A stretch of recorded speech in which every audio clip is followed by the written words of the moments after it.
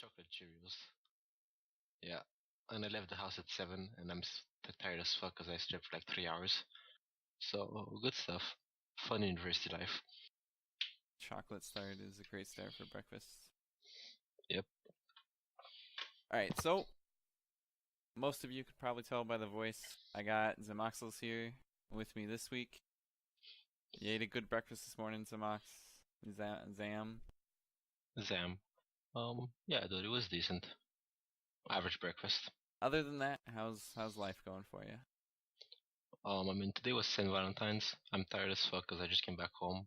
I had to run around town with my girlfriend, so could be a bit better, but it's fun. Good life. Some classic activities there. Yep. Alright, so we're going to jump right into it. We're going to stay pretty relevant with the first question here, first topic. Just came out today, Mato releasing a post on Reddit Dota 2 League. I am assuming that you read it all about the new draft format, which is what we're going to be talking about mostly. What do you think it's going to do to affect EST Sunday in general, or just the NA meta in general? I think higher captains, we have a bit stronger teams. Because the way it works right now, it's like the lowest MMR captains get like a super like godly player, and like the average captains that are like, I don't know, pick 15 or something, they're not amazing players, and they don't get an amazing player either. So it's a bit shitty. When this is gonna happen, when the snake format is gonna happen, it's gonna even out because you're gonna have two decent players instead of like just them and another player in exchange for like a star player and the lower MMR's captain team. So I think overall it's more fair. I prefer this format. So you are glad they're switching it over for the next draft? I mean, it's something I brought up in the past a lot. I still think auction draft would be the best, but it's not possible to do auction with like 30 captains. So this is probably the second best method that they could use. Alright. So, like some other dramatic stuff in there, but we're going to avoid that for right now. More about your team this season. You guys are having pretty decent season, 4-2. That's like top 9 teams. I think are all 4-2 or higher. Yeah.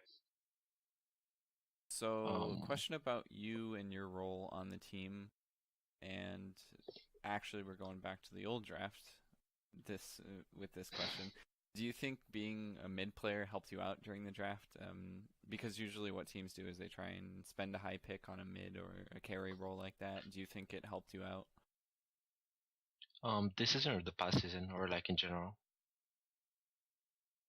Just in general, because I think you played Okay, in mid like general. all the seasons.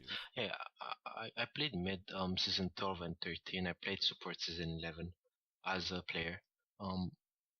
The thing is, I don't necessarily insist on being mid. If I can snatch a mid and like play safe or play something else, I would rather do that because honestly, playing mid when I'm like low 4K into like 6Ks, it's really really miserable. But the thing is, I look at the first picks and like all the mids are flying before me. So when it's my turn, I'm just gonna pick a safe lane and send him safe lane, right? And then when the second picks arrives, like I'd rather pick a good support because I feel like no mid. I can compete with like all the second picks. So there's no reason for me to pick like some mid when I can do just as good. And instead I can pick like a super good support who's gonna outshine me like by far if I was a support. Um, so being I'm pretty flexible as a player. I play mid more out of necessity than enjoyment.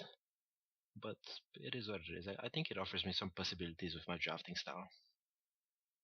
I believe it did help you out this season because I checked your average MMR, and excluding the one guy that I don't think has played with you yet, La Paz or something like that. Yeah. You guys have an average MMR of around Ancient 3, Ancient 4. So, decent team there. Yeah, no, we're pretty high MMR on average. Like 4 of us are ancient, and I'm gonna make sure Mertank is ancient by the end of the season as well. Make sure he gets upgraded. All right. So comparing yourself to everybody else in the division, or at least all the other mid players in the division, where would you rate yourself? I mean, when you look at players like, I don't know, Royal Stark, Mikkel, I don't know, skip. I'm like bottom five. I'm absolutely like bottom tier mid. This in this division or in division actually. Okay. Not too much of high praise for yourself there, but that's all right. There is a lot of high skill mids in this division, I think. Most of them being divine players. I mean, So the last two series, as I mentioned, you guys are 4-2. You've split both series 1-1, winning the second game both times. What adjustments or observations do you think you make, or do you think you made mid game that helped you secure the second game? I think it's more of a drafting process than adjustments I made in game. Against Rouse, I second pick an anti-mage. I tried to be a bit too fancy for myself, and the things took a wrong turn since we got stumped that game. Against this week's team, I forgot the captain's name, but whoever we played, we tried to liken them, and both teams are Lycan players. And knowing that, they heavily prepared against the Lycan draft, and they also had like a support that plays Tiny, and Tiny is pretty broken right now offlane. I mean, an offlaner that plays Tiny, and Tiny is pretty broken. And I couldn't ban against that offlaner since it was like it was a stand-in. But once I figured out like to ban Tiny, not to try to like Lycan against a team who's like really prepared for it, it took a better turn. Mm. And I did notice the first game your carry Durgo went 4-4 with Lycan. Second game he goes 15-0 and 14 or something like that with the gyrocopter. So Yeah. that sounds like it worked out for you. Yeah, it's just draft adjustment and like a bit of like ignoring what went game one, and like we focus on a new game, and like we start a new one, we give it all, and it works out. Okay. Last question here. So a lot of people know you as kind of a flamer, especially after the PvP last week, or not the PvP, the BRR last week. Yeah. Um, are you as critical of yourself as you are others? Would you say you're that way? I mean, if we go back to the second question you asked, like about how I rate myself as a mid, and I said like bottom five, right? Yes. Um, I think I'm pretty critical of myself as a player.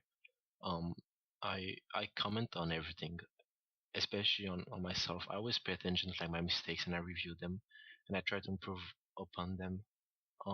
But the things I do the same thing for my players and for people I play against. Like I notice the mistakes and like I point them out. Not everybody likes it, not everybody's alright with it, but it's the way I do things, and life keeps on running. Mhm. Does that ever cause any issues during games? I mean, I usually don't like flame and point fingers in games if possible, but like after games, I last season at least I watched my every single replay, and I would look at the mistakes and I would like analyze them and like tell my players what to work on. I haven't had time to do this season, but I plan on starting like this week. Um, so yes, it has caused issues in the past. Some players take it better than others.